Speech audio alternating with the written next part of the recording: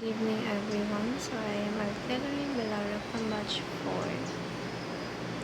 So ang topic po natin today ay tungkol sa paano mas makikilala ang Panginoon or comprehensible. So kaya po ng topic po ni Pastor Russell or na-discuss po ni Pastor Russell dito sa video niya na po ito,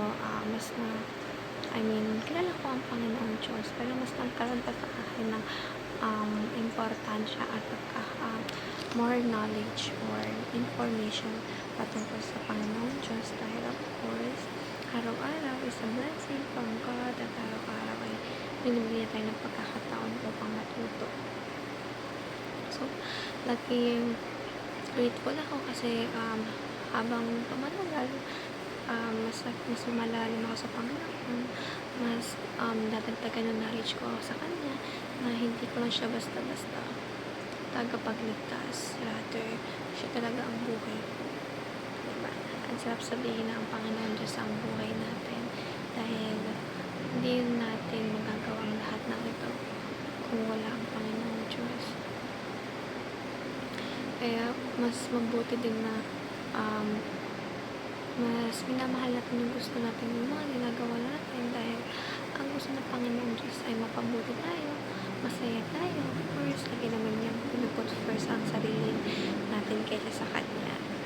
Pero at the same time, of course, we should know our limitations in everything dahil lahat naman ng bagay may limitasyon at lahat ng bagay na sobra ay talagang masama. Diba lahat niya ng sobra or over na ng boundaries natin ay talagang definitely masama or like magkakaroon ng outcome na hindi natin gugustuhin. Kaya nga diba sabi hindi natin mababalik sa dati yung mga ginawa natin. We should improve or we should avoid those wrongdoings na makakapanakit sa feelings ng Panginoon Diyos. Kaya sa akin, comprehensible, which is yung topic ng Pastor Russell, dapat mas kasi usually, alam lang natin yung salita, pero yung the meaning itself, hindi.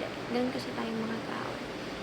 Kilala natin ang Panginoon Diyos bilang tagapagligtas natin, pero kilala ba natin yung pinaka punot dulo ng lahat?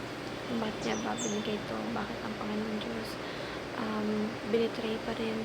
Ba't ang Panginoon Diyos kakabila ng kabutihan niya talagang may mga tao pa rin pumipili na saktan siya at talagang hindi siya sundin o talagang i-trade siya sa mga bagay na kawalang kakwenta-kwenta. Alam mo yung mga ganung bagay. Kaya we should think more about Jesus Christ dahil sa ganun, mas malalim din yung kaalaman natin sa Kanya. At sa the more na lumalalim, the more na mas naiintindihan natin, mas comprehend natin yung bawat sitwasyon na maaaring dumating sa buhay natin dahil of course, everything happens for a reason. At ang Panginoon Diyos po ang nagbibigay nito dahil alam niya at palagi siyang may purpose.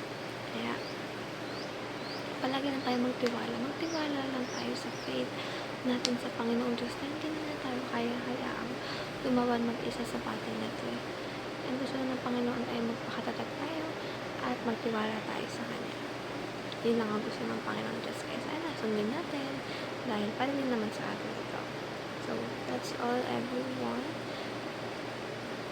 Thank you for listening and have a great Wednesday ahead for tomorrow. Bye!